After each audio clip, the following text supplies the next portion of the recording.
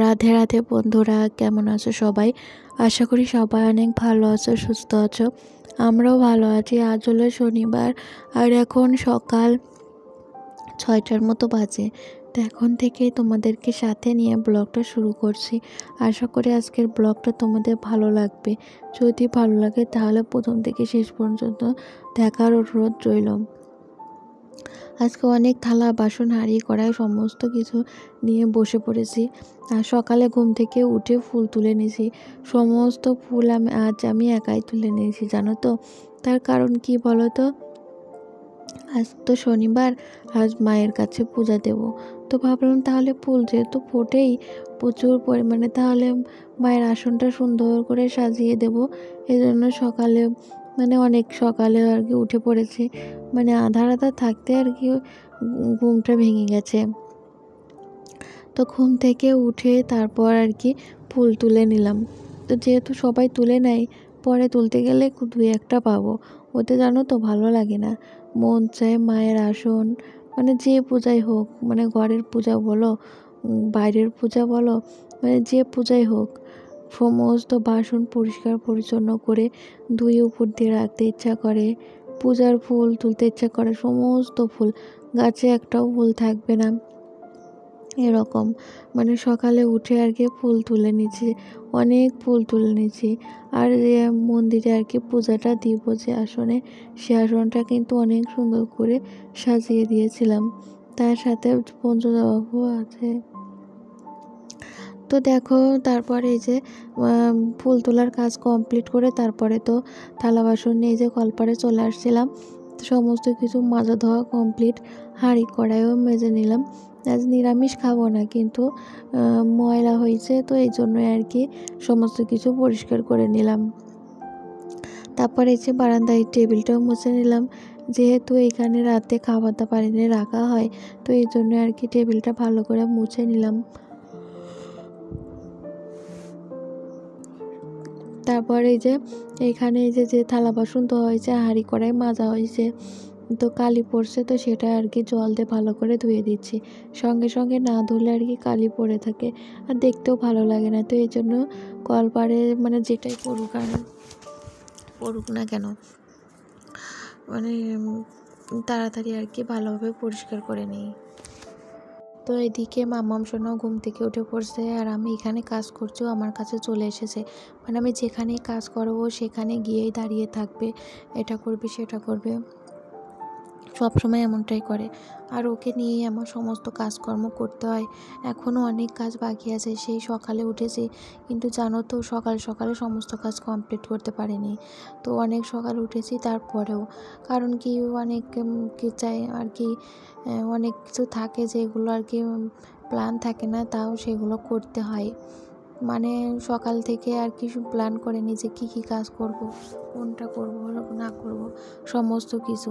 তো তার মধ্যে যদি অন্য কাজ আর কি ঢুকে যায়, তখন কিন্তু অনেকটাই দেরি হয়ে যায়, এলোমেলো হয়ে যায় সব কিছু। তারপর আর কি অনেকটা টাইম পরে ওই যে দেখলে কলপাত হচ্ছে দিয়ে, তারপরে এই যে আরও টুকটাক কিছু কাজ করেছি, করে নেওয়ার পরে তারপরে আর কি এই যে জামা কাপড়গুলো ধুয়ে দিলাম। জামা কাপড় ধোয়া তো কমপ্লিট, এখন আর কি মেলে দিচ্ছি। তো এই যে দেখো, বাবা বাজারে গিয়েছিল, তো বাজার থেকে চলে আসছে। তো বাবাকে সাবান আর শ্যাম্পু আনতে বলেছিলাম, তো এটা ফুরিয়ে গিয়েছিল, তার জন্য।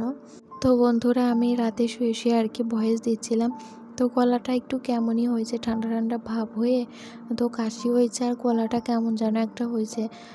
তো একটু বেশি কথা বলে ফেললে আর কি এমনটা হয়।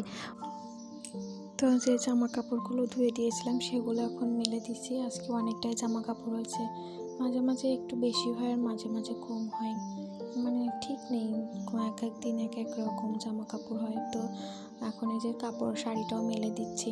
তার যেহেতু পূজা দেব মন্দিরে, মায়ের মন্দিরে পূজা দেব, তো এই জন্য আর কি শাড়ি পরেই দেব। পূজার কাজকর্ম করতে কিন্তু বেশি ভালো লাগে আমার, জানো তো। আর এই যে শাড়ি পরে, তারপর পায়ে আলতা দিয়ে, সিঁথি পরে, সিঁদুর পরে পূজার কাজকর্ম করতে ভীষণ ভালো লাগে আমার। আর এই যে সকালে রান্না হয়েছে, রুটি বানিয়েছিল, আম ছিল আমাদের গাছে, তো সেটাই। তারপর দুপুরে রান্না হবে মাছের তরকারি, পুঁই শাকের চচ্চড়ি, আর হবে উস্তে ভাজি। আর এদিকে মামার জন্য সুজি রান্না করে নিয়েছিলাম। তো তারপর এই যে দেখো সকালে ফুল তুলেছি, মানে অনেক সকালে অনেক ফুল তুলেছি, বড় একটা থালা ভর্তি ফুলের। পর আরও ফুল নিয়ে আসবো পঞ্চজবা, তো সেটা পরে আনবো। তো গাছে যত ফুল ছিল সব ফুল তুলে নিয়েছি, মায়ের মন্দিরটা সাজিয়ে দেব। আর জানো তো অনেক সুন্দর করে মন্দির সাজিয়ে মায়ের মন্দিরটা সুন্দর করে সাজিয়ে দিয়েছিলাম। আর এই যে দেখো পঞ্চজবা ফুল তুলেও নিয়ে আসছি, অনেক অনেক ফুল, যত ফুল ছিল গাছে সবটাই তুলে নিয়েছিলাম। তারপর এই যে ঘরের কাজকর্ম শুরু করে দিয়েছি। তো আজকে বিছানা চাদরটা পাল্টে দিলাম, যেহেতু মায়ের মন্দিরে যাব, পূজা দেব, সমস্ত কিছু একটু ভালো করে পরিষ্কার পরিচ্ছন্ন করছি। তো এই জন্য ভাবলাম তাহলে বিছানা চাদরটাও পাল্টে দিই। বাসি বিছানা থাকে তো মন্দিরে যাব যেহেতু, মানে ধোয়া কাচা শাড়ি পরে মানে একদম পবিত্র হয়ে, তো ভাবলাম বিছানা চাদরটাও পাল্টে দিই, যদি বিছানার সাথে আর কি কাপড় কোনো কিছু লেগে যায় তাহলে। এই জন্য আর কি একটু নিয়ম কানুন মেনে আর কি পূজার কাজকর্মগুলো করে থাকি, ভালো লাগে। পূজার কাজকর্ম করতে আমার খুব খুব ভালো লাগে।